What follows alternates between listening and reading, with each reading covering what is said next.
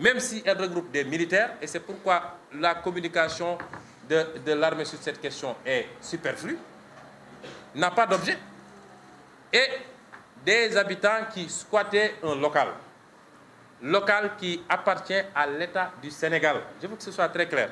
Le titre de l'État de droit réel est là, État du Sénégal, de septembre 2020, il n'y a même pas un mois. C'est titre, terrain d'une superficie de 438 765 m², situé à Ouakam, Terme Sud, propriétaire État du Sénégal. Ce n'est pas Comico, ce n'est pas armée, c'est État du Sénégal. Donc, à quel titre est-ce que la Comico se substitue à l'État pour vouloir expulser des gens?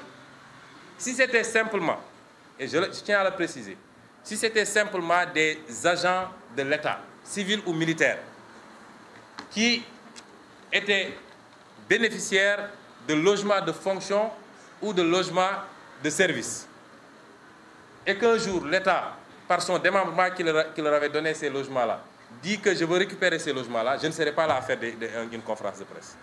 Et c'est ça qu'on a voulu faire croire aux Sénégalais, c'est totalement faux. Totalement. C'est une affaire entre une association privée qui a indûment obtenu des droits sur un terrain, je vais y revenir, et des gens qui occupaient, mais qui devaient avoir comme seul interlocuteur l'État. Alors, qu'est-ce qui s'est passé? Dans cette affaire, il y a 4 phases. Dans la première phase, ils sont venus dire qu'ils ont besoin du terrain, de l'assiette, pour un lotissement administratif.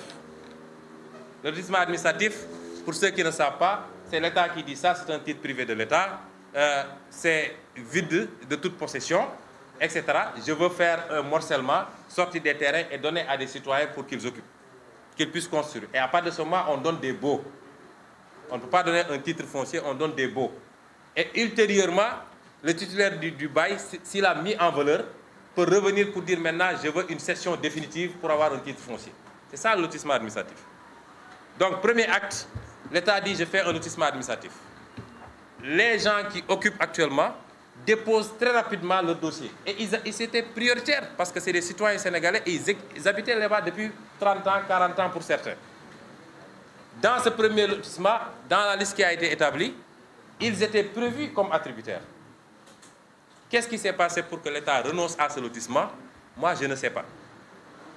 Deuxième temps, on revient pour dire maintenant, l'État vend le terrain, une partie du terrain, parce qu'il faut que les gens sachent que c'est 15 hectares. Mais sur ces 15 hectares, l'État a vendu à peu près 3 hectares 100 à la coopérative Comico. Cette vente est illégale, je le dis ici. Elle est totalement illégale et le juge qui l'avait cassée en première instance a eu raison de la casser. Par contre, le juge qui l'a rétabli en appel, ce juge-là n'a pas dit le droit. Et je vais démontrer techniquement pourquoi ce juge-là n'a pas dit le droit. Parce que certains disent que l'État ne peut pas céder ses biens. Si, l'État peut céder ses terrains. Mais les articles 41 et 42 du Code sont très précis. L'État ne peut céder un bien qu'après avoir rempli ces conditions que je vais énumérer. La première condition, c'est qu'il faut que l'Assemblée nationale vote une loi.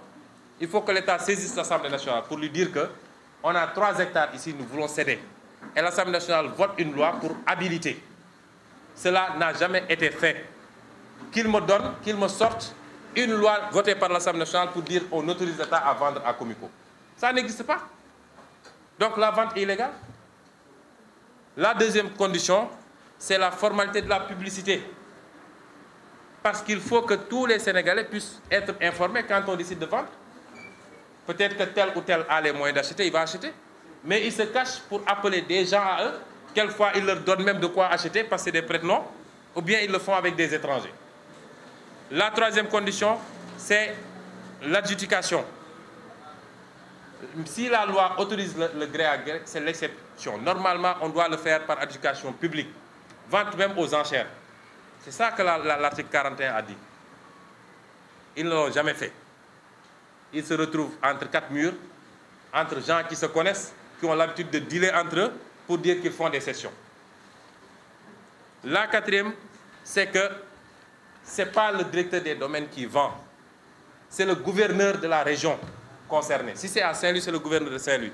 Si c'est à Dakar, c'est le gouverneur de Dakar qui procède à tout ce que j'ai dit, qui discute avec la meilleure offre, qui vend et qui renvoie après au directeur des domaines pour l'établissement de l'acte de vente. Mais ici, le directeur des domaines s'est enfermé directement avec la Comico dans son bureau pour faire un acte de vente. Donc cet acte est illégal. C'est sur la base d'un acte illégal qu'on a voulu expulser des gens au profit d'autres Sénégalais. Parce que les gens qui sont à la coopérative Comico, c'est quoi? C'est des militaires.